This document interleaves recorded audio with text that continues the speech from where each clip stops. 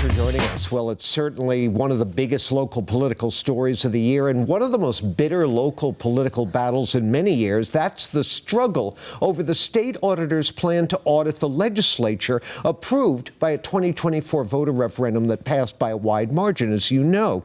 Well, here to talk about what's going on with this entire mess and where it's headed is the state auditor herself, Diana Dizoglio. Madam Auditor, welcome. Thanks for having me, John. It's always good to have you here. Thanks for coming over.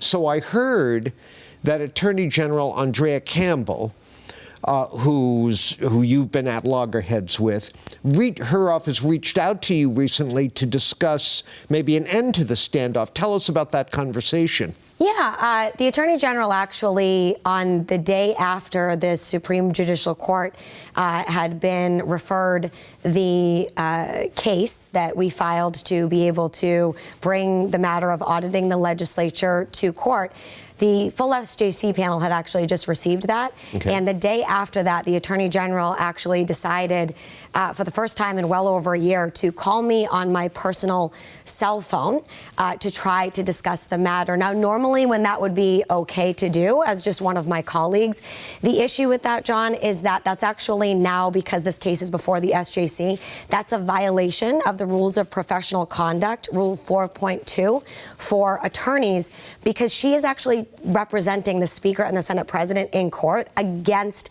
the audit of the legislature.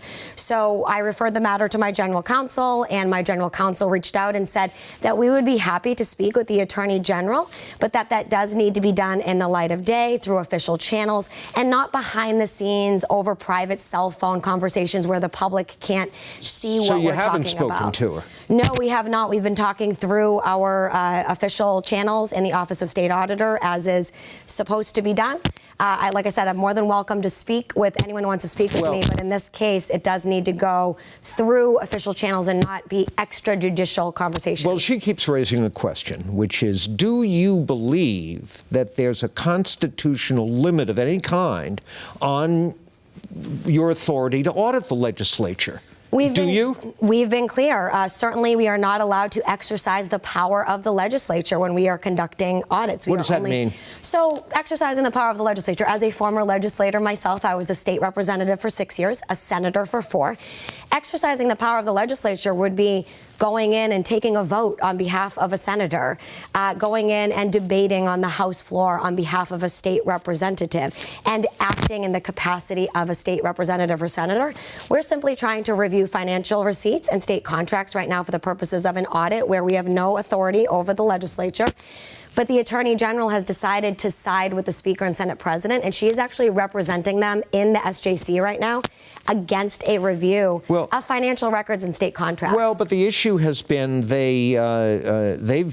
some of your critics have used the term political audits, that you want to get involved in things like the rules of the legislature, specific votes, how they went down. Is that true or isn't it? Yeah, we've only asked for financial receipts and state contracts. The record is clear. We've released over 150 pages of communications that are documented. So it's just what they do with the money they have. Financial receipts and state contracts. That's it. That's it. We've been clear since the beginning, financial receipts and state contracts. So, John, they're going to say whatever they want to say. I mean, they're literally our legal adversary in a court of law right now. So, clearly they're going to continue to try to throw mud on our case, and that's their right to do. They have a First Amendment right to say whatever they want to say, but we've been clear. We want to audit the financial receipts and state contracts. For example, the Senate recently, I went to a hearing and I brought up the fact that the Senate has spent $1.95 million roughly in contracts that were given out, but there are no listed vendors for where that money went to. Now, that could have just been an oversight, and okay, if it was an oversight, we're hoping that they just put the vendor on the list, but these types of things are the types of things that our office audits, and we haven't gotten one financial receipt, not even for things like expenditures for office supplies. So that's what we're trying to look at, and anybody who says differently is just incorrect. All right. And we talked a little bit about some of the legal niceties of the audit and the objections to your audit. But I want to talk a little bit about the politics of this. I moderated a forum recently with the Senate President and House Speaker, and they both talked about their objections to you and this issue. Senate President Spilka called you, quote, a headline hunter.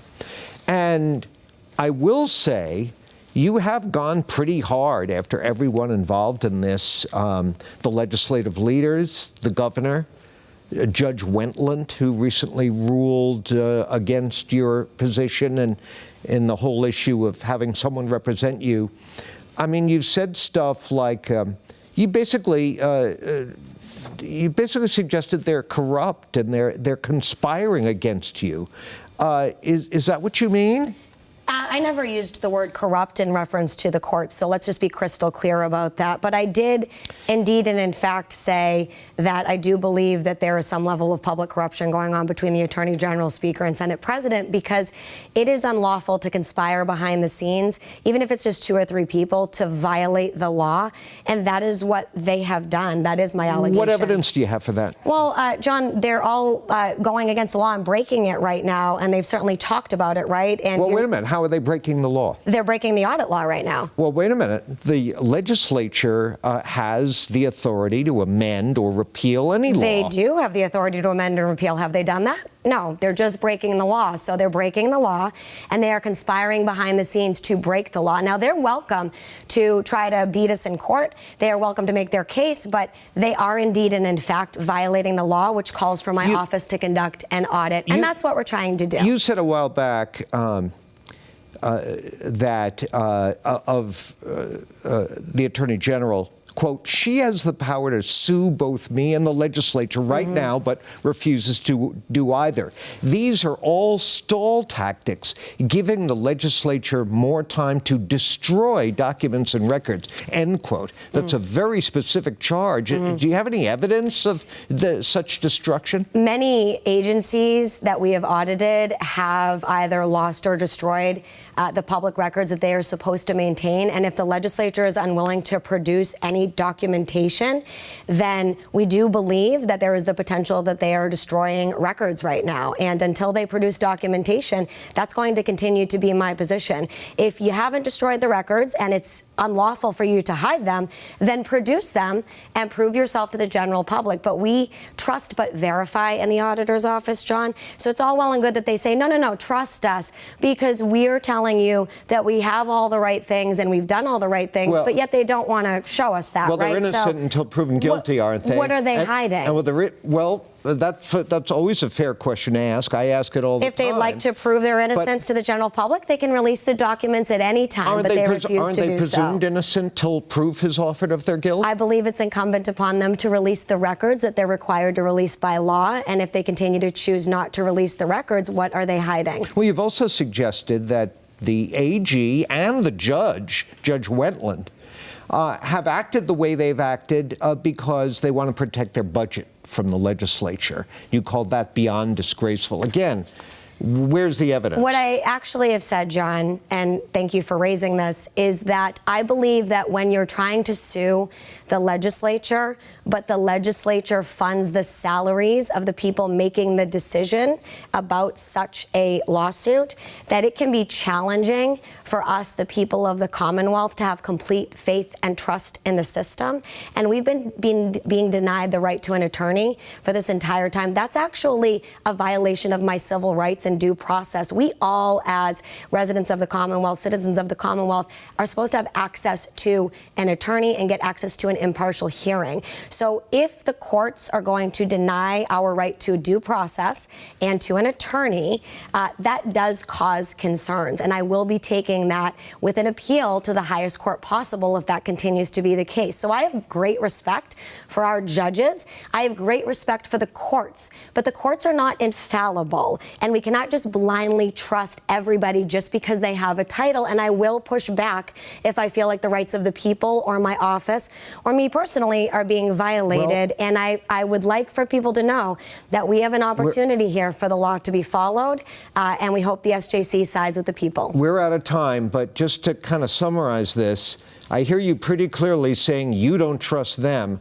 and I can tell you, and they haven't made any bones about it, they don't trust you either. So I guess we have a failure of trust both ways here. I think that we can work to improve trust, the public trust, by following the law, right, John? So if they release the records, if they follow the law that people told them to follow, I think that the public trust would be increased, and my faith and trust in the system would also be increased. Thank you very much for being here and answering my John. questions. Thank you. As always, appreciate it.